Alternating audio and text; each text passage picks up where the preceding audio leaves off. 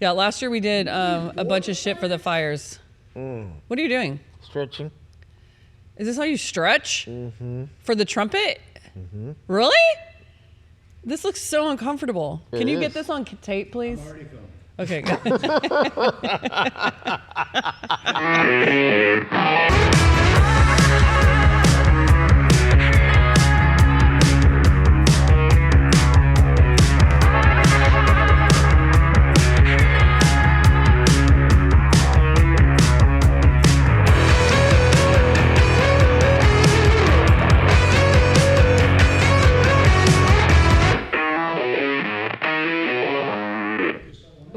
We've already started. We've already started. This is what I was like saying. I am so awkward, like starting and stopping. So, just before we get too into it, Okay, so we're gonna hold for 3, 2, 1. Welcome to the Guitar Center podcast. My name is. No, it's not the Guitar Center podcast. It's Welcome the to the Giving Music podcast. Welcome. 3, 2. Welcome to the Giving Music podcast. My name is Willie Murillo, and I'm here with my special guest, Myka Miller. And we're gonna talk about a lot of stuff. I'm actually going to leave that in. Yeah, please leave that in. I thought we were already going, dude. Welcome, Willie, to Welcome. the Beacon store.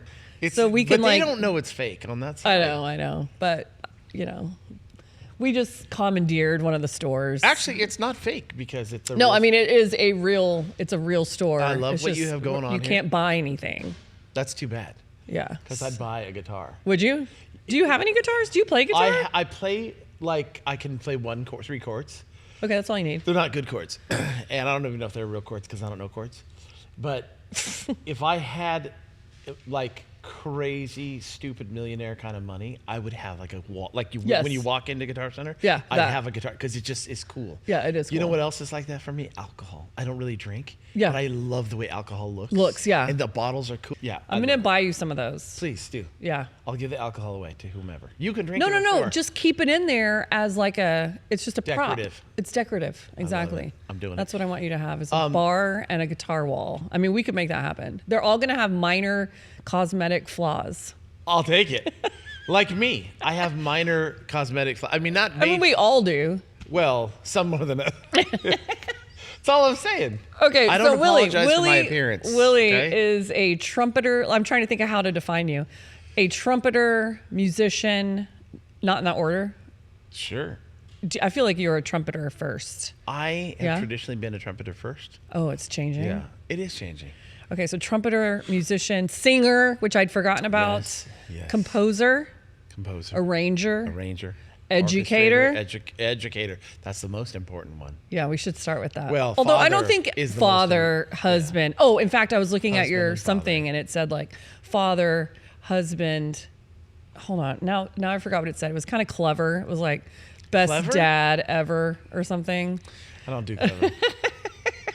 I just hit it over the head. So I just want to share how we met. Please. Because it's kind of, I'm surprised we didn't meet like under traditional, Remind playing me, 'cause gigs. I've shut it out of my mind. Yeah, you know. well, I needed a new conductor when I was at Harmony Project.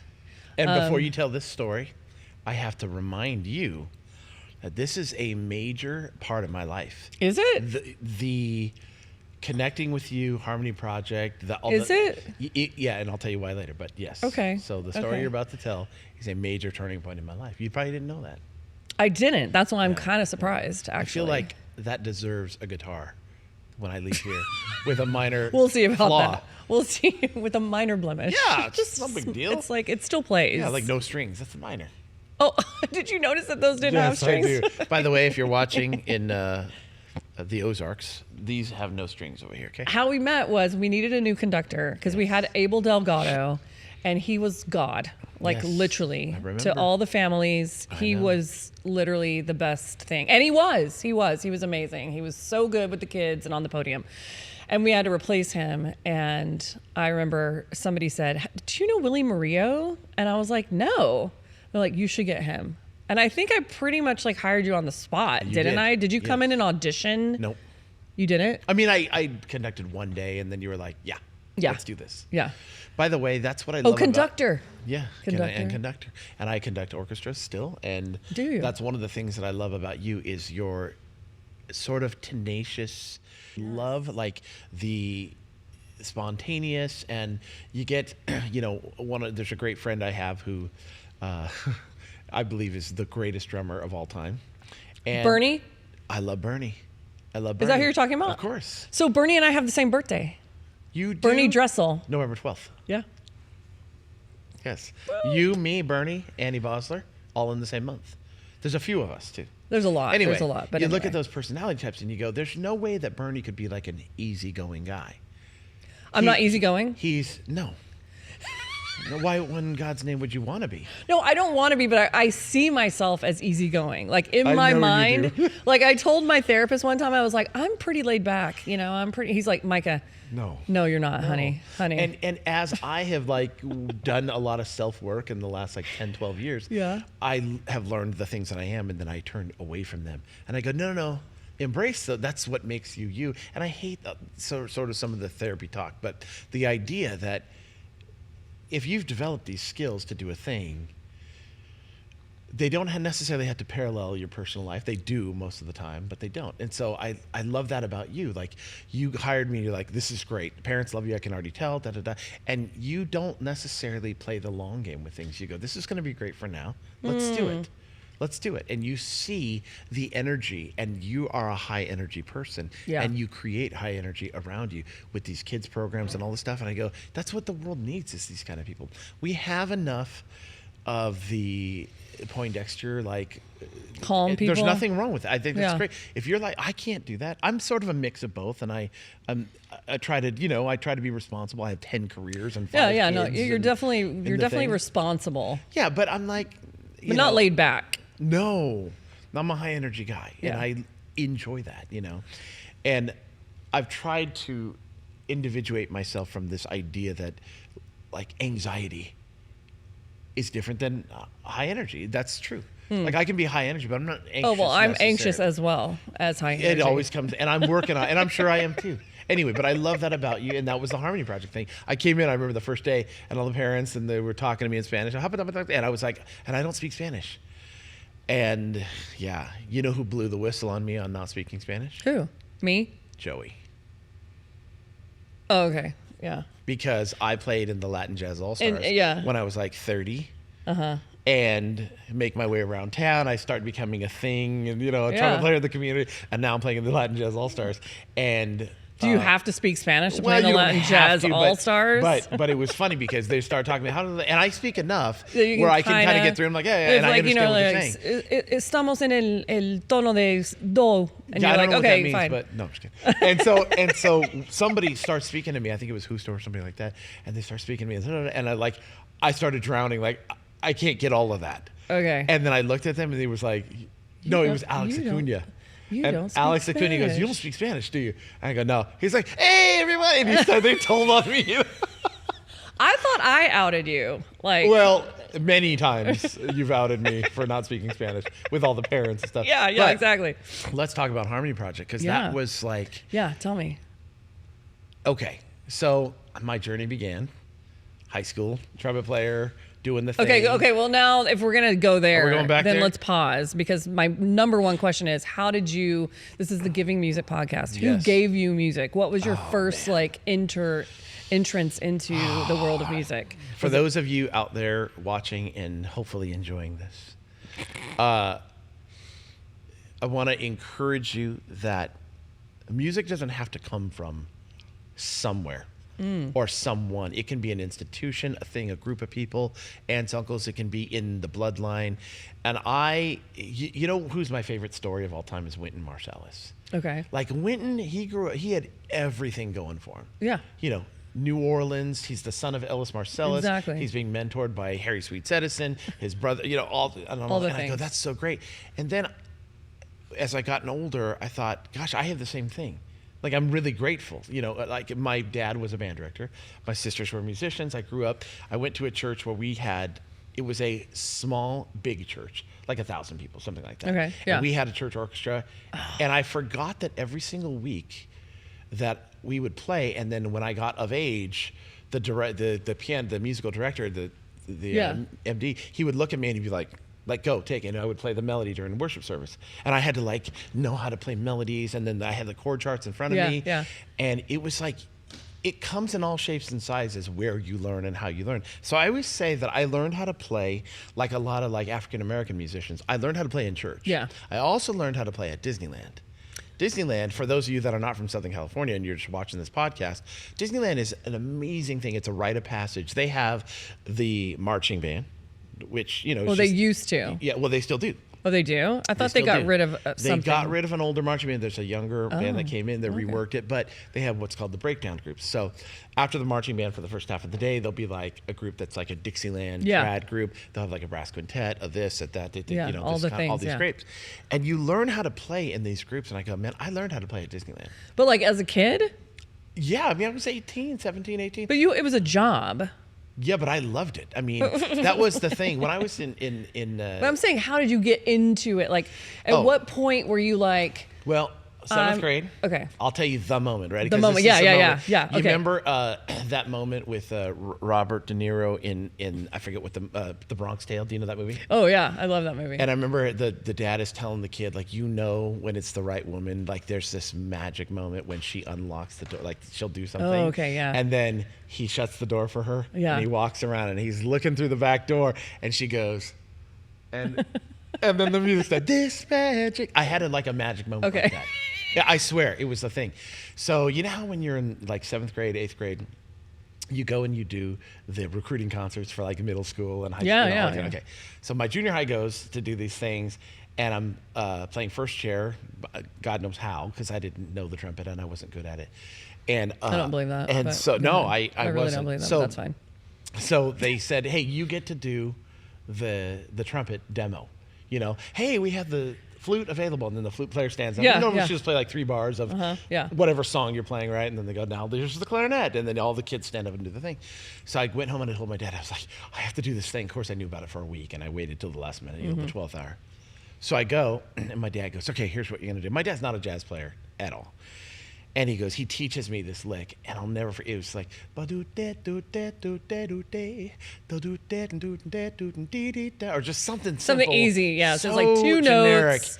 And so I'm like inside out in my skin the whole morning, breakfast. I can't eat. I'm like ready. It's like, you know, I'm giving my thesis at Harvard. Yeah, you know, it's like, totally. it's a 5-second moment. But it is the thesis of the is. 7th grade boys' life. So I go and I stand up, and they're like, and if you like, there's the trumpet, and you can stand up. And he points to me, and now it's my time.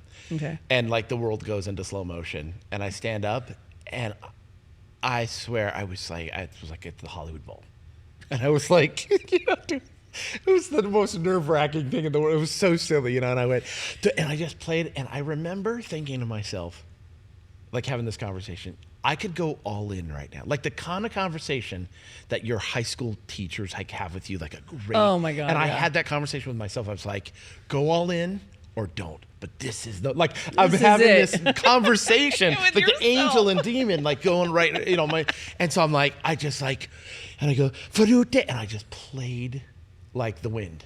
I was like, Jesus help me, you know. It was one of those moments, you know. And I play, and the band, which was a huge band, it was like 80 people, kids, you know, lost their mind, and the kids in the audience like lost their, and it was like a thing. And I remember like the world went into slow motion, and I remember at that moment I was like, yeah, this is what's happening. That's all I needed to know. I didn't need to know about income and divorce and 401ks. Yeah, well, this is the problem. I'm like, this is it. This is what I'm doing. And that's where it started, you know. And then, of course, I went to music camps and, you know, started playing in high school band and blah, blah, blah. And I had like a really oddly contentious career, like up until I was like 25. Contentious. Like, because, you know, when I got to high school, there was a bunch of seniors. Yeah. And I took their spots. Oh, okay. So I was not liked. Yeah. You know, and then, you know, high school was pretty good. And then when I auditioned for the Jazz All-Stars, and I got lead in the Jazz All-Stars in high school. And all the kids that were like, you know, the big time kids. And they didn't like that either, you know, and it was like very tribal and blah. And I was, I wasn't trying to piss off anybody, you know. Were you not? Then it was a little... I mean, come And on. then it was a little like kill or be killed, Yeah. And so then I started doing it. Plus, I'm a trumpet player. So Yeah, I've got natural a-hole in me. Yeah, a little exactly. bit. And then, through that, and then college, same kind of thing. I got there and took all the senior spots and this, and that, and the other. But here's where, like, life really took an amazing. You ready for this is a really good story. I mean, there's so many. I know. But this is a biggie. Okay. So I was home one day, my sophomore year. And when I got into college, I was certain I was not going to finish college. I just Really? Because you thought I'm going to go on the road. No. Or no. what? You just I didn't thought I'm know just what. going to. I just was like, there was something about it. I was like, this isn't going to happen. This isn't for me. It's a little bit like when you go to the gym on January 1st and you're like, I'm here, but I won't be here in a month. I'm pretty sure. Like, it's that moment, where you're like, but I'm doing it. Like, I'm good. I'm here. Like, let's do this, Mm-hmm. So anyway, so I go to college, and I was like a pretty good high school student. I was on ASB and sports, and I was like, okay, I can, it's like a good citizen, But I was like, this is not going to happen. So I go to school, and I'm ditching school one day, obviously. Wait, you went to college? Where Cal did you? State Fullerton. Cal State Fullerton. Okay, so Yeah. you're And ditching class. I'm ditching class, and I didn't ditch class to like smoke weed or anything. I ditched class because I was needed to practicing. practice, Yeah. yeah. And I was like at home, I'm shedding all day. So I get a phone call, and the person on the other end says, hey, is this Willie Murillo? Yes. They go, we got your number from Wayne Bergeron. And that was it. That's all I needed to hear. Was Wayne your teacher?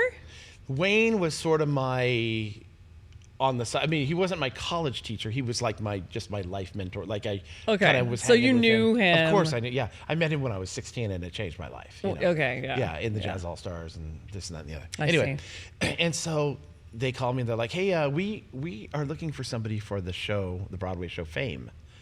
Would you be interested? I was like, yeah, heck yeah. So they're like, well, listen, we need you to come down right now to Debbie Reynolds Studios in Hollywood and audition. And I was like, all right. But see, even at that age, I had the consciousness to know, like, you don't really audition for you just get called. You just get called for a show. Yeah. Like, hey, could you do this 2-week run? Yeah. I'm like, yeah, okay, and put it in my book. Okay. So I was like, oh, that's kind of weird. Okay. So I go down and I'm like wearing shorts and flip flops. I'm 19. I know nothing about anything. So I walk down there. So I walk in, and I drive down there into Hollywood, and it's like super awesome, and there's dancers everywhere, and people with towels, and these awesome actors, and everyone's like beautiful, and I'm like, oh, this little Mexican kid, like in flip flops, They probably think I'm From Whittier. I'm the help from Whittier. So I walk in, and the guy goes, oh, hey, you're the trumpet guy? Yeah. He goes, can I go in that room? So I go in there. Producer guy comes in. He goes, hey, can I hear you play? I go, okay. And I play. He goes, do you play like that Latin fiery stuff?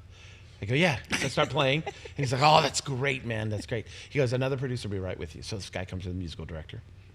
And he goes, hey, do you sing? And I go, yeah. And I go, yeah. And he's like, okay, can I sing? And so he walks over to the piano, and he's singing this melody. And I just walk over, and I'm reading over his shoulder. Because you read too? I go, yeah. I'm an instrumentalist, so I can read the notes, He's like, oh, this is amazing. Like he thought he had struck gold. I'm like an average singer at best, at this time. So then he goes, okay, somebody else will be with you. So then another person comes in. They go, can you read these lines? What kind of audition is this? I know. So I start reading the lines, and I'm like, okay. And I'm being kind of silly about it because I don't know what the hell I'm doing, right? So then that girl comes in, and she goes, okay, do you have any dance experience? I'm like, what is happening right now? I thought I was a trumpet player. So then all of the producers converge on the scene, and they're like, okay, let me tell you what's going on. They said, okay, here's the deal. The show Fame has a character called Goody. And this kid is like a high school whatever. He's a trumpet player.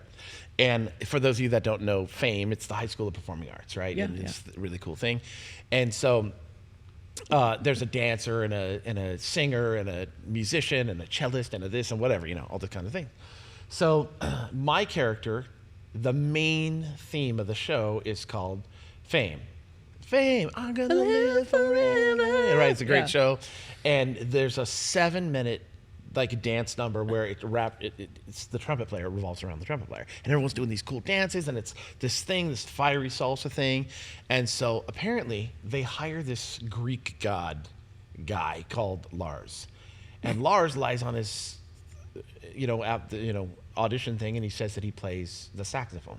Okay. So the producers are like, well, look at this guy, Lars. It's amazing. He's handsome. He's 6'2". He looks like a Greek god. He's dance experience, superstar actor. So they hire this guy. They look, trumpet, sax, it's all the same. It'll be great. Yeah. 8 days before the show opens, Lars pulls out his saxophone, and it's terrible. He hasn't played since high school. He's like 22, right?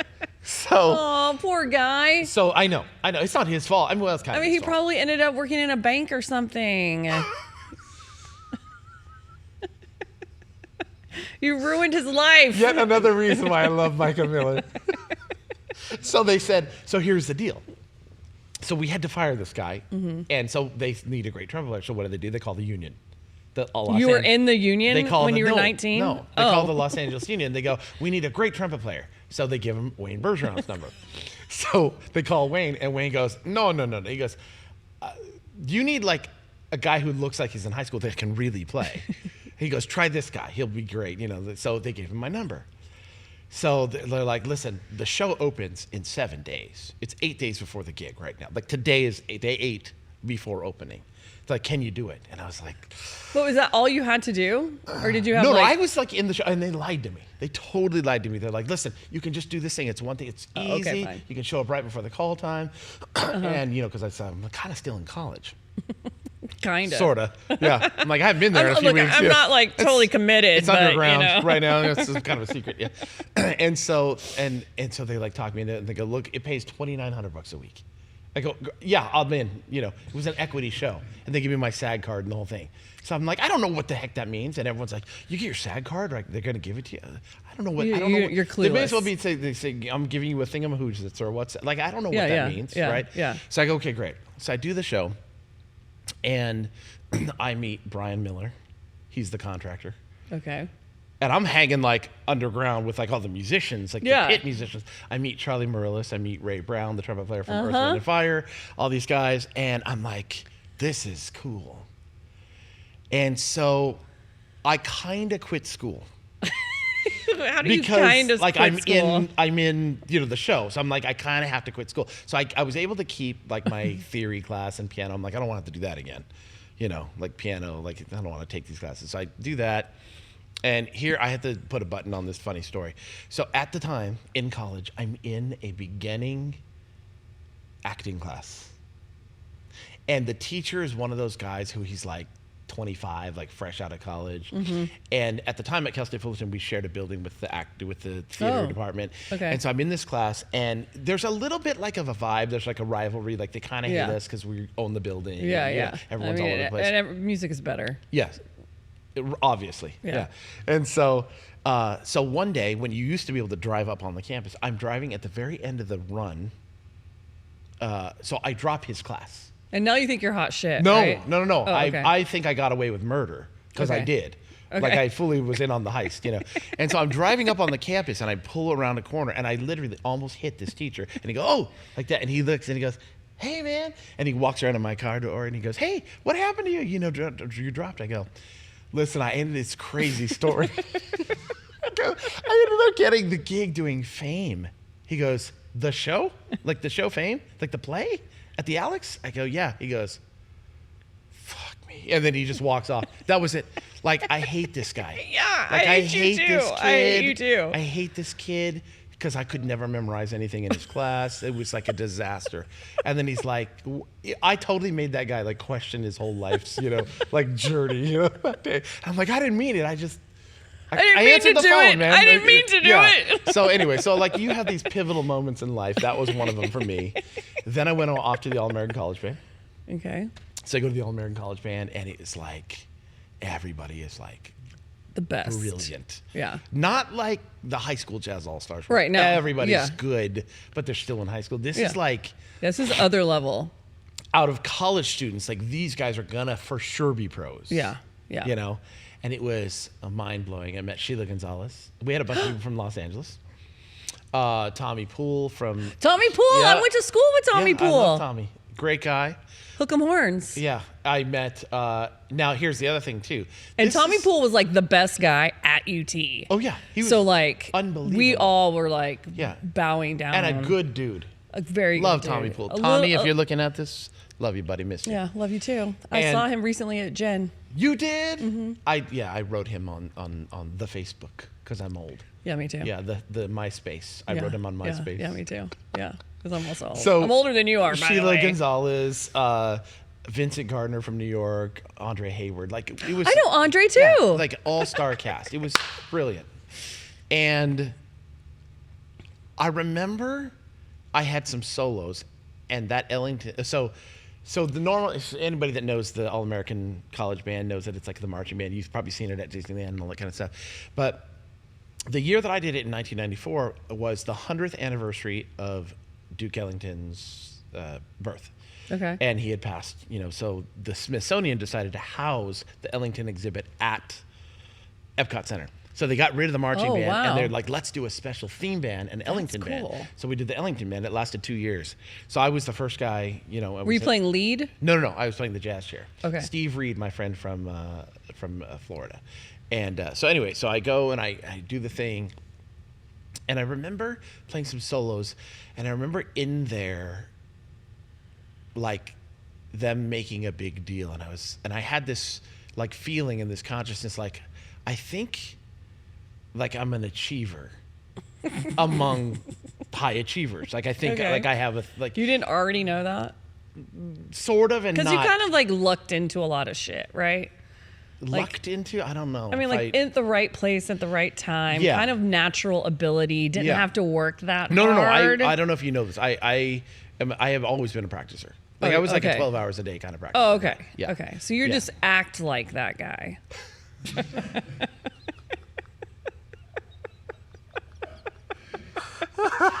Can we cut? No, we cannot cut. We cannot cut. Reason 36. Why you're Add off. it to the list. Add it to the list. And so I remember thinking, like, I think I could do this. And after talking to all these people, I remember I called my dad like a weekend. I was like, hey, I have something to talk to you about, you know? He's like, what, are you gonna... Did you get a girl pregnant? Yeah, like what's what? happening? Like, are you in jail? Like, and I go, I don't think I'm gonna go back to school. And he's like, yeah, okay. He's like, as long as you're making money yeah, at he's this like, point. as long You're as working. you pay rent yeah. and pay your car. I was like, okay, and that was it. Then I got one job when I got back home, and it was like the dumbest. I was working at like the county registrar's office. It was the silliest. I don't even want to explain. It was the dumbest thing. And I was like 3 months, and I was like, I have plenty of money to live. Like I'm doing gigs, you know. Yeah. And for me, I was making a ton of money. Yeah, I was why like did you get that job? $250 to do like a big band gig. Like I'm rich. And that was like 20 years ago. $200. Like That still sounds really good. like, I don't, even by today's standards, you know, I was like, dude, I've hit the lotto. Like I just made like $90 on a club date, you know, like that kind of like I'm good, dude, you know. Yeah. And so anyway, And you're probably making $5 an hour at the... yeah. And so I get done, you know, with this job. I'm like, I'm out. I'm just all in. And I try to go back to college like 3 or 4 times, which I think is a good sort of segue to some of the things that you do here in this. It's like we have these preconceived ideas of what is supposed to be. Yeah. And yes. but not only what it's supposed to be, but how it's supposed to transpire. Yes. And I'm like, I still deal with that, actually, that baggage. I'm Nope. still dealing with it even yeah. at today. Yeah. You know, where I'm like, why didn't I get called for that? You know, I think that's what started this whole thing. It was like, Imposter oh, why syndrome. don't I get called for... No, not imposter. Like, why am I not getting called for gigs? Right. Like, I'm good. Yeah, and I have a big trumpet studio. You know, I've got like 60 students. What? I can only see like, you know, 6 to 10 a week or something like that. But, you know, I've got like a huge list of students, you know, that I see, and a lot of times we talk about these things, and I have that conversation, Myka, like almost daily. Like students going like, how come I this and how come I that? And I have these stories like, and I go, I didn't play on, like if you look at my career and the things that I've done, there's a few things where you go like, oh, you should have probably been on, like this would have been very typical for you to, like I'm not complaining about it. I don't really, Yeah. it's not how I think in that, Right. it's not a thing for me, but you go like, oh, you would assume that you would, you know, like Yeah. if you're at a dinner party and you go, oh, where's Steve? And you go like, oh, we didn't invite him. You go, really? That's weird because like he's part of this group. Yeah, you know? exactly. Right. And then there are other things where I go, like I was musical director for the band Weezer When? for a year When? in 2013 or 12. Okay, or so so- I don't know, 10, 11. I don't know. I can't remember. But it was back then. And it was the most random thing. And I just go, so whatever your belief system is, I'll tell you, and you know that I'm a Christian and I'm a strong Christian. And whatever your belief system is, for me, I just go, this is what God has for me. This is his provisions for my life. And I'm just going to play it out to the fullest. We all have moral failures and this and that and the other, but that doesn't preclude what God has for your life. You know, my friend James Morrison from Australia, he always says, he has this funny thing. He goes, well, whatever's supposed to happen usually does. You know, and I go, yeah, that's what it is. You know, so like the most random things can happen in your life. Yeah. And you just go, yeah, that is what's supposed to be. But it only seems random to you. And I could tell you, man, off of that Weezer thing, like the 10 different things. I was like, oh, yeah, I see that now. But that's something they called you for. It's not something you sought out. Never. I mean, you're not like, I'm going to be the manager of Weezer or whatever, the MD. You know, you didn't set out for that, but it landed somehow because of this path that you're taking. Let me tell you this. On my phone, I'm a list guy. I love lists, and I'm like a productivity guy. I like all of those structures. And I'm like anybody else, where every week they change. And I'm like, this week I'm trying this system because I failed last week at it. This week I'm trying the other. So lists are a good thing for me. And on my list, it says I have to, I must. And then I've got like these lists of like 7 or 8 things. And one of the things is I must conduct orchestras. Now, I don't care about conducting Beethoven. Right. That doesn't interest me at all. If somebody wanted me to do it, I go, great. And I I'll know do that it. I would do a good job because I'm a guy I'm a responsible guy. So if I have to do a thing, I'm going to do it. I'm going to do it well and make it right. But that started the very first day I was in front of the Harmony Project. That was the first time. It wasn't the first time I conducted an orchestra, but it was the first time that happened where I was like, yeah, I need to do this. Yeah. This is going to happen all the time. But with adults, right, you're saying? Yeah. Because I think you're so good with kids. I really want to see you do more with kids. And I don't know if you know a lot about what I do. I do a ton with kids. Oh, you do? Yeah. Okay. I do. Well, I don't know if I call them kids, but I do. Like college. I do tons of college. Yeah, but I'm talking about young kids. I know. I need to do like more beginners. with little kids. Little kids. Yeah. That's what I'm talking about. Yeah. Because you're so good with them. I think it takes a special heart to do that. And at the phase of life that I'm in right now, I'm like, I've got 5 kids, and I'm like, yeah, I mean, this is my time. You have 5 like kids. I thought it was 6, so okay. Who knows? I lost track after like 4. I was like, oh my God, you're having another kid? One time. Have you heard about birth control? One time when we had Samuel, like he was like 2 or 3, and a friend of mine was like, I was sitting at a table and they were asking this guy, they're like, how many kids do you have? And he goes, 4. And I swear, in my mind, I go, wow, that's a lot of kids. And I go, wait, I have 4 kids. I know it's a lot of kids, but this is kind of my time with my family to like grind and to like make my retirement. I'm 51 and make sure that like you are older than me, actually. How old are you? 50. Well, it's like a year. I know. I thought I was older than you for some reason. Don't harsh. I'll respect you more. I'm sorry. I am so sorry. That hurts in my heart.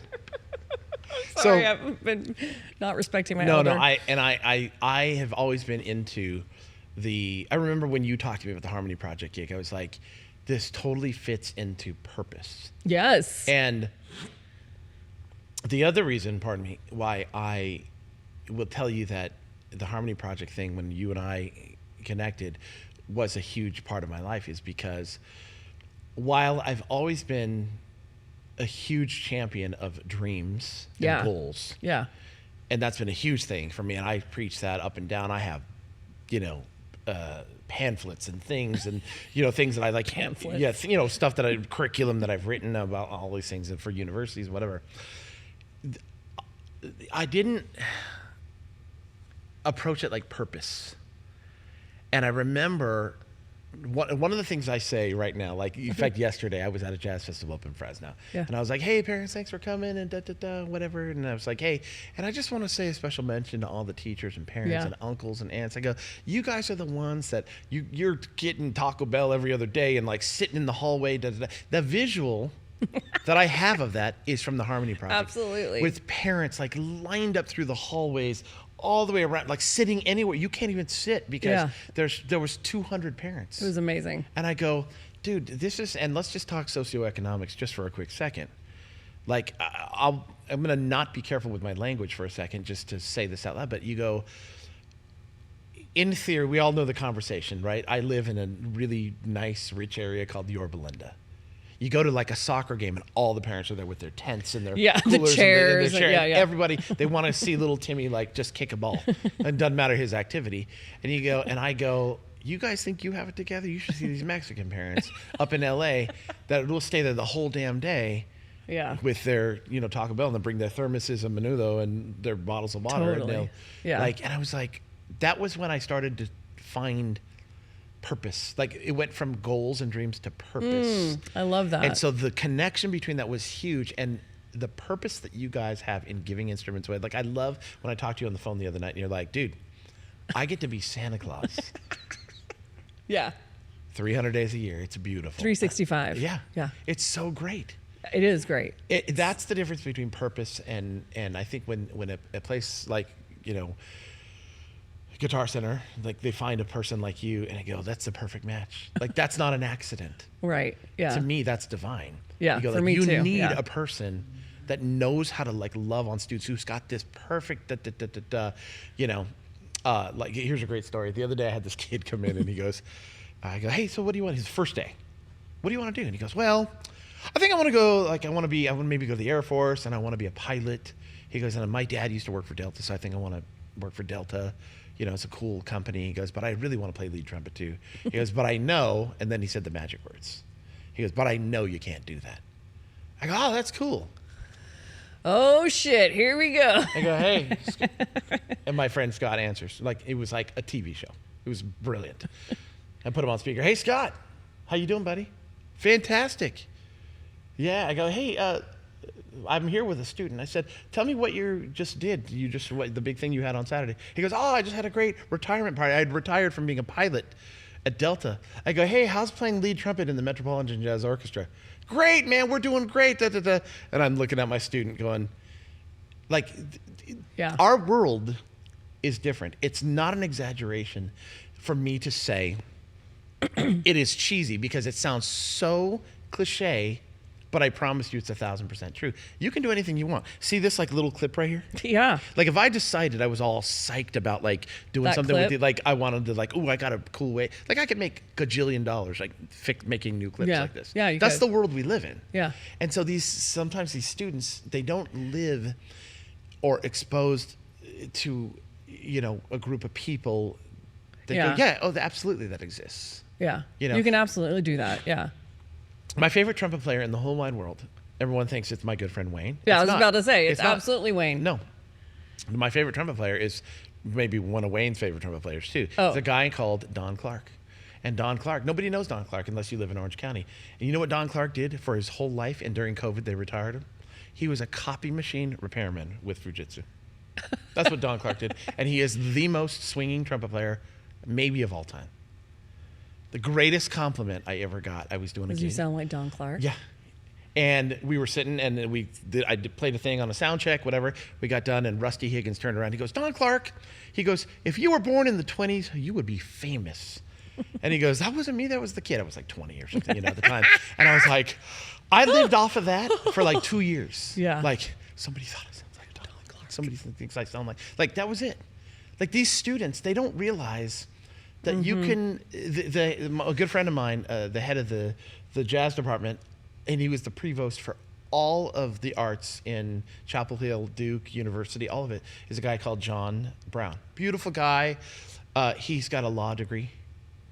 And he's like, I forget what his law degree is. He might be entertainment law or something like that.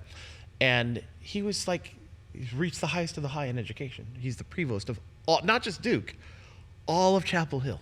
Wow. And he does. And he still does He goes, oh gigs? yeah, I work on the side. Oh yeah, he's a killing bass player. Oh, I love that. And during the summer, he's like, oh, I love like the law thing. He's like, I want to scratch the itch. So in the summer, he does these gigs where they pay him like crazy money to do like these really simple things. And he's like, I just love it, and it pays. And I'm like, yeah, you don't have to be pigeonholed. There's so many stories. I just want to get people, like yeah. every student that's like that holds their head like this at school. Yeah. I want to go, hey, you come here. Yeah. Okay. And then just like tell them story after story. Because no matter how much you tell them, sometimes they don't realize, they don't think it's for them. Greatness is for you. Yeah. Yeah. I was you. Yeah. I was a little kid with bad skin and dyslexia. 6th grade, 5th grade, 7th grade, you know, I had kind of a funky, abusive upbringing and these different things. And you just go, it's totally possible to come out of any, like, they just don't see it. Yeah. So this is why we need programs like this. This is why we need educators like you, Yeah. like me, that go around and like love on these students. And Yes. say, oh, you're a real person. Yeah, you can do it. Yeah, they're not seeing these kids. Yeah. So They're not given. I'm not saying their parents are not teaching them, you know, to strive bigger, but it's just, you know, immigrant families. You're just trying to survive and get through the day, and it's like you're not thinking about all these insane, wonderful things that you can accomplish, and especially if you're in a program where they can kind of give you a little boost. Yeah. You know, that's what I love, giving them the boost that they don't have. Yeah. You know. I was going to tell you something too. Hit me. Working at Guitar Center, what's totally cool is that almost everybody here is a musician. Almost everybody. So it's like you all have this like shared mission, purpose, if you will, you know, and like everybody's like, oh yeah, man, this weekend I had this gig and I did this and I did, you know, and I love that. It's like all these smart people who are like functioning at a very high level, which, you know, I'm not saying at nonprofit people don't function at a high level, but it doesn't feel the same. Totally. I'm with you. I get it. You know, Yeah. it's like, I want to hang out with the cool kid, the smart Yeah. kids. Yeah. Like I want to be with them. So I started it's so great. a thing 6 or 7 years ago. COVID kind of killed it, but it was called the Practice app. The practice app. I And we feel like had- you yeah. talked to me about and this. we had a couple $1 million into it. And Yeah, it folded. yeah. Anyway, and our lawyer at the time was this guy, and I remember our first meeting with him. He was like, "So what do you guys do? What's the company?" And I started telling him about these practicing. He's like, "Dude," and he would like call me and not bill me. Like, you know, he was a bass player, and I would go watch him at jam sessions, and he was like a bass player. Yeah. Like he's a high level Guy, you know, lawyer whatever, guy yeah. with kids, and he's like, dude, I'm playing at the club, you know, like come check Yes. it, come sit in, you know. Yeah. Like it's people don't understand. I wish people that didn't do this for a living, like the Tesla driving regular folk, like Wait, Tesla driving regular folks. like, you know, like the people that are just like, you know, doing just like I'm like talking about the Honda people, like, okay? Yeah, like a 9 to 5 kind of thing. Like I wish they could experience what we experience. Yes. It's so like it's just it's so good. Yeah. I don't remember if we were talking about this on camera or off camera, but I found a picture of you and me and Danielle Ondarza and I think Steve Szyminski, and that must have been maybe at the Santa Barbara Bowl with Peter Gabriel, or maybe it was wasn't me. like you know, the Nokia Center with, you know, Catherine Some McPhee gig, or yeah. some kind of That gig, wasn't me some either, kind of but gig yeah. that we, you Yeah, know. yeah. But I just am like thinking, I wish people could experience Yeah. this thing, because it's not like we're not like superstars. We're just like high level people in our Technicians. field. Yeah, we're just like Yeah. technicians, you know. Oh, that must be so great. I remember, you know, like when you're 19, you start to do gigs. People are like, oh, that's so good. Like, I'm not on the red carpet. I'm like sweeping the floors in the yeah. back. Like that's what we do. We go through the back yeah, door. I'm playing third trumpet. You know, do it. I mean, it's awesome. I would not rather Yeah. be anywhere else. Yeah, yeah. But it's, you know, it's, and you just go like, and I say that not to downplay what we do, but to upplay the idea that that world is accessible. Yeah. You know what I want to tell you about Harmony Project too, and I don't know if I've said this before on the podcast, but the thing that I love the most is that at this point in my life now, I do gigs with some of the kids, you know? And that is the most rewarding thing. Do you know Luis Ballesteros? Yes, of okay. course. So I'm playing a gig, and I'm not, you know, I sit down, I'm doing my reads, I'm getting ready, and then I look over to my left and I'm like, oh my God, I know you. Oh my God, I know your mom. I know, you know, like I know your whole life story. Yeah. And like here he is, like, you know, playing gigs, or like, you know, lots of different people. There's Isaac, this other guy, you know, Hugo Tomas, you know, who, by the way, I don't feel like he was ever limited. He always knew that he was going to be a professional trumpet. Like I remember he came up to me. This was when I very first started there. And he was probably like 12 years old. He wanted me to buy him a Bach trumpet. He was like, I can't play on this piece of shit. I mean, he didn't say that, but he was basically like, I need a quality instrument. Right. And he was like trying to hustle me to get him a Bach trumpet, you know? But it's just like, he always knew. And now he's getting his DMA, dude, which just floors me do you at remember, USC. let's talk about this. Okay. You and me sitting at Hugo's Recital? master's recital. Yeah. I don't know about you, but I cried like a baby. Oh yeah. I was like, besides here's myself. a kid who got kicked out of high school, didn't graduate, and now he's And by the way, I like- was so pissed at him about that. and now he's like killing it and doing the. And the thing about Hugo that is different from other students in this way is that he is genuinely like a sweet guy. Yeah. Like he's genuinely like just this good heart, you know. That's different. How's that different from? Are most people not a sweet No, guy? because sometimes when Ambitious. when they come from that place, they don't understand. They're not like manifestors. They don't understand that they can do things. And Hugo did that, but with heart, and he kept his like sweetness to him. Yeah. And he's got some circumstances that are movie Oh yeah. type circumstances. Oh yeah, for you know? sure. And yeah, I But it just never held him back. I tell that story like as much as I can. In fact, my son was busting my chops the other day. I do a recital for my students, and I only allow 8 students to do this recital. What do you mean, to play the recital? To play the recital. I don't do it for With all you? my students. Yeah, every year. I do it in May. Okay. And this year my guest is going to be Jens Lindemann. And it's like a huge thing. I do a big... Oh, I make an okay. event, and it's Okay. really fun. I make them do a thing. And every kid has to play jazz, and every kid has to play classical. So Hugo has done it a couple times. Oh really? Yeah, and so I always tell that story, and I was getting ready to do it. My son's going to film it, and he goes, "Can you not tell that story about Hugo again?" And I go, "Why? It's the greatest story ever." I meet this kid, day one. He's giving me attitude. He's this little punk. I can only imagine what his home life is like. And I kick him out the first day, twice in one day. Get out. And I'm like, throw an elbow one time on TV, they'll never do it again, you know. So I go and I talk to, Hugo. Hey, what's your deal? I go, Yeah. I'm not doing that. We're not doing that. You're not talking to me that way. You're a leader in here. Yeah. And then I don't think he knew that I could play. Yeah. I don't think he knew you were a trumpet player. Yeah. And then when he heard it, he's like, oh. And so we became fast friends. Dude, he was at my house not that long ago for lunch. Like, he was just hanging out, doing the thing. And now he's going to USC, getting his doctorate. I know. DMA, man. I know. Yeah. I know. That's why we have these programs. I know. That's why it's important to like have parents sitting in the hallways with Taco Bell and like, little kids like, when do we get to go home? And this is part of the thing, man. This is life. Yeah.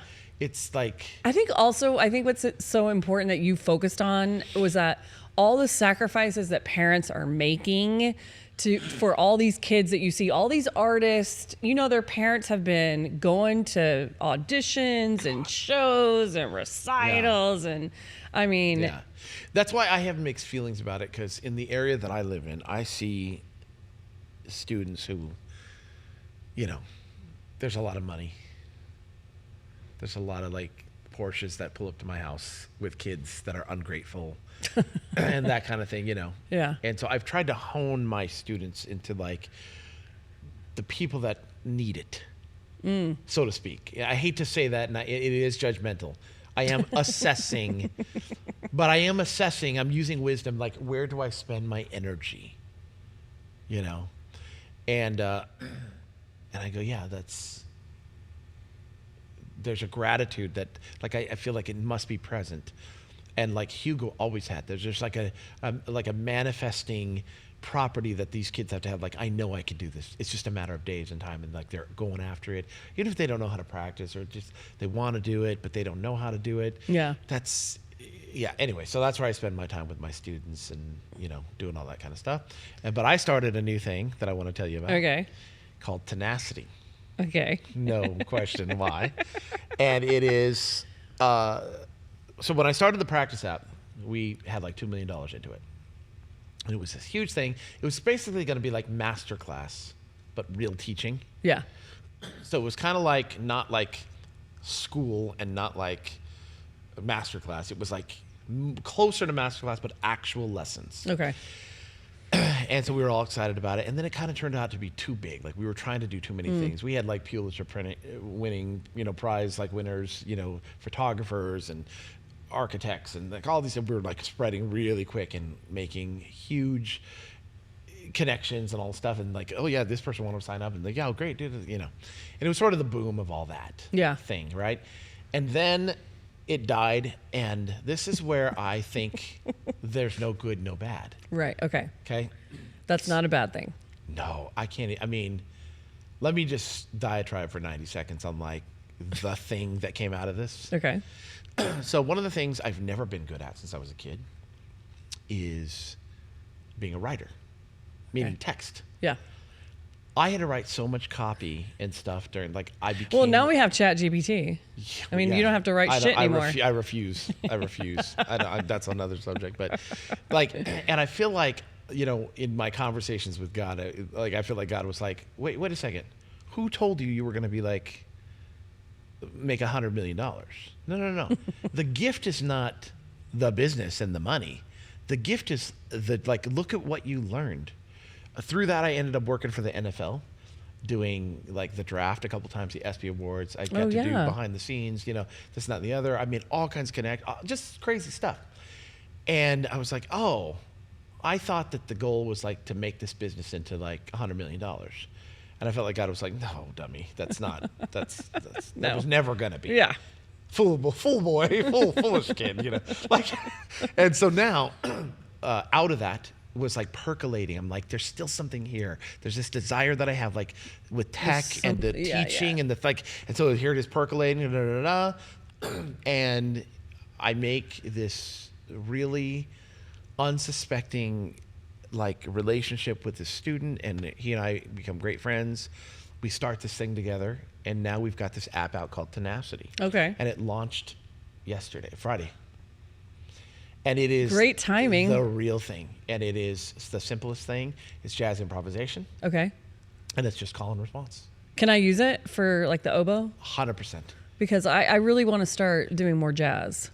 Oh, dude. I saw this guy on Instagram, and he like had transcribed, and I'm too I won't say lazy, I'm too busy to sit down and transcribe something, but he transcribed a Michael Brecker solo on the oboe, and I was like, what? Okay, let me just tell you this. Okay, I'm going to say this. I'm going to be so bold to say this on a podcast. Okay, if you were to take Myka Miller and you were to clone her, and Myka Miller #1 transcribes for a year.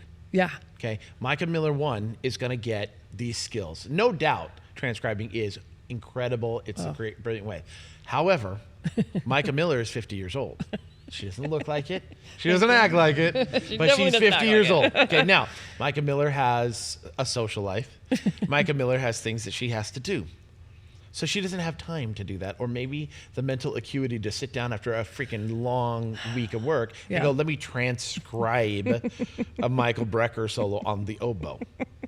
Yeah, exactly. Okay, so here's my claim. Okay. My claim for all of you who are out there that don't want to transcribe, and I think there's nothing wrong with that. I'm a jazz player. There's nothing wrong with that. I'm going to tell you right now. I think it's totally okay to just grab a transcription book and just read transcription books. I think Myka Miller 2 actually ends up ahead. If you can practice 100 transcriptions in 1 year, just go, like even for 10 minutes, like I'm going to play this solo. Yeah. Well, that's kind of a fun lick. That's cool. Ooh, look at that. Da, da, da. Versus like you might get through half of a Michael Brecker solo if you're committed in a year. Yeah. Do this. Yeah. You know. Okay, so what's tenacity? Tenacity is the ability to keep going. I know that's not what you're asking. I'm just teasing you. No, I mean your thing. I'm like, yeah. Tenacity, it is the simplest thing. It's so simple that I feel like we're robbing a bank. I'm not kidding you. It is a video. Okay. Okay, so when you are learning jazz improvisation, it is a language. We all know this. Yeah. Okay? And it's the simplest thing in the world. The best way to learn jazz improvisation is to speak the language with a professional. That's it. That's what people go. They go, I'm going to go to Mexico for a year and learn how to speak Spanish. I'm going to go to France and learn it. You just get in the street and you start doing it.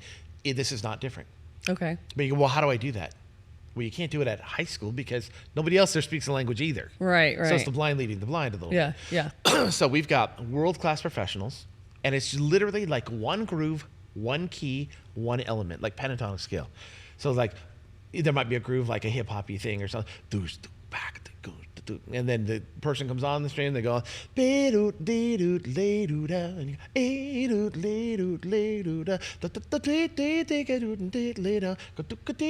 you just repeat. That's all it is. But do you have to do it by ear, or is it written out?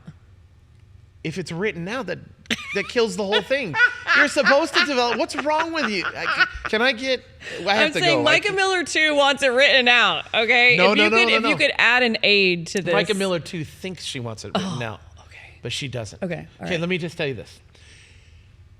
Everybody has a pain point in their life, right? With whatever, the gym, relationships. Like we all have these things. But I'm going to tell you this. This is one of those pain points that starts to return really good, like gives you a good return. Okay, sign me up. Sign me up. Like pretty quick, like you go like, oh, I kind of hate this, but you're on your own, and you start to do, and like within like minutes, you're like, oh, I can do this. You're gonna be way better, way quicker than you think you are. I'm excited. Sign me up. Yeah, it's not. I would like to be one of your test like case studies. Trust me, you're a case study. No, I'm serious because I feel like I've gotten to a point in my music where I'm practicing, and you practice the same the same shit, and you do your scales and you do them like this, and you do them in triplets, and you do them tongue two, slur Well, I never two, did that and because I just acted like I was that guy. exactly. No, I know you know what I'm talking about. So it's like, and now I'm kind of I not bored, but kind of bored. You're bored. Like I need something. I was even thinking like I want to take lessons again, but is that like I almost feel I can't. This is my ego, but like I should be giving lessons, not taking lessons. But I just feel like you want that like. I want that thing. Let me say it like Can this. I take lessons with you? I mean, if you can do it on Zoom. Totally. Here's the thing about this. I can't afford you, probably. No, you can't. It's you have your USC license plate. I saw you pulled up. Okay, you want to hear what a nerdy jazz person? My wife saw it the other day. She goes, "You are such a nerd." I'm like, I know. You know what my license plate says? Oh my God. Hold on. Let me think. I see people with these license plates all the time. And I'm just like, I hate this person. I don't even need to pass them to look over and be like, I hate them. It doesn't say like. Is it like high notes? Like BA flex or something like badass flex. Nothing like that. It says high notes. It says 2 and 4. Okay, that's okay. It's a nerd. It's a jazz No, nerd it's thing. cool because it's like not in your face. No, like, I'm not trying to be like. Don't be flat. Yeah, I hate that. Like, Be sharp. I'd have to kill that Or whatever. But, no, this is one of those. 2 and 4. That's cute. You doing? Hey, I like that. Come on, that's, right? That's hip. That's the, hip. 2 and 4. It's not 1 and 3. Look at me. It's 2 and 4. I'm hip. You are hip. You are pretty hip. You're wearing some pretty hip pants and a heart sweater. A cardigan looks like Mr. Rogers. You want to hear something funny? So I have a closet full of crap like this, right? Suits and the whole thing. And sometimes I only wear the pants. Sometimes I only wear the jacket. Yeah. And so once a year, I take all my crap to like the dry cleaners, like a giant pile of stuff, like just in case, I don't know what I've worn, so I'm just going to send it all, So I take this giant pile, I put it on the thing, like a whole bunch of stuff like this. And the lady goes, oh, she goes, you like work for the circus or something? And I go, yeah, kinda. Kinda. That was my answer, kinda. Because I'm thinking, this is a circus. Yeah, you are a circus. So I've gotten... You are a circus. I know. I've gotten a lot of constructive criticism about my wardrobe. I love it. From my kids. I think and my everybody wife should and have like their own look. my situation. Yeah. It's It's great. I think it's really endearing. I want you to try tenacity. I'm going to try. I'm saying I'm going to be your case study. I'm it. really excited about it. Congratulations. Thank you. And I mean, I feel like we've been talking. We haven't even really been talking that long, Feels like forever. Does it? Screw you. But I would like for you to share because I have only one claim to fame in Hollywood. Go. Only one thing. And you know exactly what it is. I mean, because, you come out to LA and you're like, you do some gigs, you do some shows. You think, I'm going to get discovered. They're going to And obviously. then instead you get found out. Or found out for that matter, like at least something, so you think, you're like, people ask you back in Texas, like, oh, what's your great Hollywood? I have one story. Can I tell it? Please, I want you to. Okay. I have my favorite TV show of all time is The West Wing. And I love that show. And, right? It's a great show. Such a great show. And let me just tell you. Oh, you don't know this then. You don't know this. Oh, you're going to love this. You're going to love this. And so I start watching West Wing when I'm like, I don't know, 25 or something like this, 20, 30, I don't know, whatever. And I'm watching it and I'm start practicing and one of the coolest, I actually sat down and watched a whole episode. And in the West Wing, it's, for those of you that have never seen it, it's like a political show and, the president and all the drama of what goes on and all that kind of stuff, And there's this one episode that I watched, the first one that I watched, And they spend like months on this big, huge project, this election thing, and they get done and they end up losing the election, whatever the thing was. I can't remember. And at the very end of it, they get done and they spend millions of dollars. And the guy says, we just did 3 months of We spent, $46 million, and the result was exactly the same. And then the president goes, okay, what's next? And that was like, I was like, yeah, that. Like, you take the wins, you take the losses, and then what's next? Let's go. Let's go. And so I'm watching this show, and I'm addicted to it, and I'm loving every second of the show. And every episode's the same. And then all of a sudden, there's this episode, and they have like a brass quintet on, and I was like, it was woodwind. I know these guys. Woodwind quintet. I know these guys. And I'm watching all the things. And then there's a really emotional thing. And I see, and the camera sweeps by the woodwinds. And who do I see playing the oboe? In all her glory, Myka Miller. And it's like a starry night like background. It's beautiful. It's good with the thing. And they keep it on her for like 6 seconds. It's not a quick shot. I should have got a SAG card. Yeah, she should have got her SAG card out of that. And I was like, I'm like doing this bit. I'm like, that's Myka. Yeah.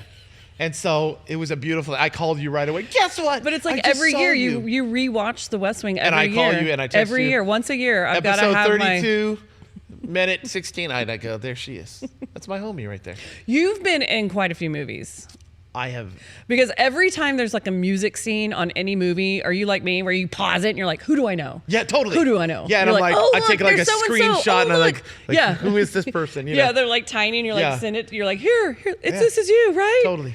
But yeah, you're on a lot of movies. And the reason why I think the Hollywood thing, it's so interesting. My wife, I got to tell you this, my wife, when she first kind of was on the come up and trying to do, all the things, I was like, you should, my wife, I will say humbly but proudly, she's quite a gorgeous woman. You know her. Yes, she's beautiful. Inside and out. Inside and out. Lovely. And so she gets a call from an agency like, hey, here's a thing, go do this. So she goes, she doesn't make it. It's an Apple commercial. She doesn't make it. And in the meantime, she does this Heineken commercial. She meets this girl. And this girl is brand new in town, and this girl is gorgeous. I think she's like half black, half Japanese, or like the kind of the new modern like look of, the thing, Yeah. She's got this great little afro. It's racially ambiguous. Yeah, totally, yeah. And so she makes, I forget her name. I think her name was Alicia or something like that. And she's like, oh, I met this girl Alicia today. She's a good person. And, and I think we're going to have coffee. So she makes, So like a week later, she gets this call from Alicia. Hey, there's this Apple commercial and it's for real friends, like groups of friends. She goes, and you're like the only person I know. She goes, do you want to do this commercial with? Like, do you want to go audition? And she's like, yeah, heck yeah, I'll go. So they go, her, and then I think she, Becky is the white girl. And then she's and I think they had like a Hispanic girl or I forget, whatever. Yeah. And so they go to the thing. Well, she ends up getting the commercial, and it's the same one she auditioned for that she didn't get. So the first round, they like, no, but in the group of things. So that's also speaks to affiliation. Yeah. It's not always, we say sometimes in education, like it's who you know. And they don't know. It's like sometimes you affiliate with people and the good things happen. Like, I've had so many good things happen since I've known you and the Harmony Project and just these little groups of gigs and friends and all these education things. Yeah. And I can draw a straight line from like 7th grade and me standing up and play to that one. Doop, doop. Like there's no ambiguity there. Yeah. A couple years ago, you were so kind and sweet, and I asked you, I was writing a curriculum for the University of Omaha. I work there about 4 or 5 times a year. Yeah. It's a very special place to me. And I was doing this thing, and I did a video called The Places You'll Go. Oh, it's yeah. for day 5. And I said, hey, would you be kind and would you send me like a video of like, hey, I'm this person, this is what I do, and I never thought I'd be here. Yeah. Because that's the story I want for everybody. Yeah. So I had like 30 people do this. Oh, cool. And it came out. Did I ever send you the? No. I want to see it. It's beautiful. And so I sent it. And I just think like it kind of like makes me tear up when I see this because I go, I was that kid where I was like, I don't think that there's a lot of value in my life here. Like I think every kid feels that way at some point. Like, oh, I'm just like, I'm not really worth. I never felt like that. Really? No, I never did. Good for you. Because I know like a lot I of... always knew I had some purpose. Yeah, I did. I always not. knew that. I did not, especially like 5th, 6th, 7th, 8th grade, that kind of thing. Yeah, You're yeah. on the, it's a very weird time, Yeah, yeah. And so everybody in this video, and one of the persons was Chris Walden. Okay, yeah. Chris Walden. Cool. So for those of you that don't know Chris Walden, he's an incredible writer. He's done the Academy Awards and it's everything. Yeah, He's amazing. everything. Really, and he's a sweetheart, a very loyal guy. And one of the things he said in that video, he said, there were no big leaps in my life. Everything was very like small, calculated, just a little improvement. This, and then that led to this, and on and on and on, and on the come up. And I was like, that's cool, because my life was not necessarily that way. My life, I did have some big, Yeah, you've had some leaps. And when people go, that guy, whoa, that's crazy. Yeah. And I felt it. Like I felt people going like, that guy? Yeah. And I go, well, sorry, But I remember I had a situation happening a few years back, and I was at an airport with a trumpet player named Dan Fernero, who lives in this town. Wonderful trumpet player, one of the greatest trumpet players ever in And LA also history, wonderful person. and a beautiful Yeah. person, great wife, great daughter, Angela. She's an actress. And Dan said, we were talking about something, and he knew about the situation that was going on, and I was kind of bummed. He came and sat next to me at the airport. We were just getting lunch, and he said to me, he goes, hey, I just want to tell you something. He said, just because you got an opportunity doesn't mean you took it from somebody. And I was like, I needed to hear that. I was like 35. I was in the middle of like big career stuff. Like I was doing Yeah. it, I was doing Yeah. the thing, and I've kind of had some contentious things, because when you're a climber, Yeah. people don't like that. Oh, yeah, no, you they know? don't. Yeah. And then when people give you favor, people don't like that either. Yeah. Even people that are related to the people that are giving you favors. Oh, are yeah. like, No, there's a lot of we'll let professional you in jealousy. our club, but we're keeping an eye on yeah. you, all that kind of stuff. Yeah, don't get too good. Don't get Yeah. just settle down over there with your enthusiasm, Exactly. your zeal for life, buddy. Yeah. Your Yeah. Mr. Rogers sweaters, and tone that down. So So true. all those kinds of things happen, and and then all the answers are like, do you, and Yeah. don't step in crap, which Yeah. we all do. Yeah, we do. Sometimes we fuck up. That But, happens. Not me, but I mean, I know you have. Yeah. some people have, not not Willie Murillo. No. But on that note, I just want to say, Wait, hang on. It sounds like you're gonna be on that note. We have a special guest here that would like to come out and and confront surprise you you about with a something free car. from when you were a sophomore in high school. This girl would like to ask yeah. you why you broke up with her when you were in junior in high school. Yeah. It's like a Maury Povich episode or something. Right? And the trumpet is not yours. You're right. Dang it. Sorry. Okay, go. Tell me. No, I was just gonna say. Did you say something about a freak off just now? No. What did you say? You said a freak free off. car. I think you said freak off. A free car. Because that's like what's happening in the news right now with all the Diddy stuff, right? The freak off.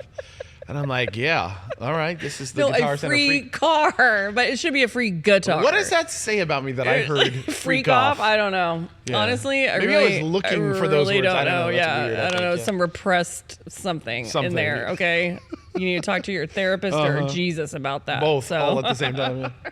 No, I was just gonna say, Willie, we could talk all day. Yes. But we're not going to. And I just want to say thank you so much for coming. Like, I knew it was going to be a schlep because we're way out here in Westlake Village, but it worked out perfectly. It's perfect. And I'm just like so excited, and I want to see you more often. I don't see you nearly enough. I know what it was. I called you because we had lost someone. And so I called you just to see how you were feeling about that. And I was just like, I got to call you more often. So I'm excited about Tenacity. I'm excited about being your first case study. You are going to be. And I want to see that video because I need that. I need to send it to you, yes. Yeah. And I want to say that you guys are doing a great job, and thank you for doing what you do. The idea that you get to be Santa and It's like just make so amazing, the right? kids streams, and like what a cool thing. It's the best. Yeah. And even working with the grantees, I feel like I know what they're going through. Speaking of pain points, I know what their pain points are. Right. And in fact, we have this one school, James Monroe. It's in Northridge. And basically when I met them, they're doing what I wanted to do with Harmony. Like they have the elementary and middle schools come to the high school on Saturdays. The high school kids are teaching. Like kids from CSUN come there. Community. It's just so beautiful. And so I've kind of adopted them, and they don't have their own 501c3 or anything. So I'm just like, hey, what do you need? Let me do it for you. You know, he's like, well, we really need this like software and we can't afford it. I was like, done. Here it is. Done. Like, yeah. And I said, just call me Mama Myka. And like literally, like I'll do all the things that they can't do. That's so good. And I love it. So I'm very blessed to be here.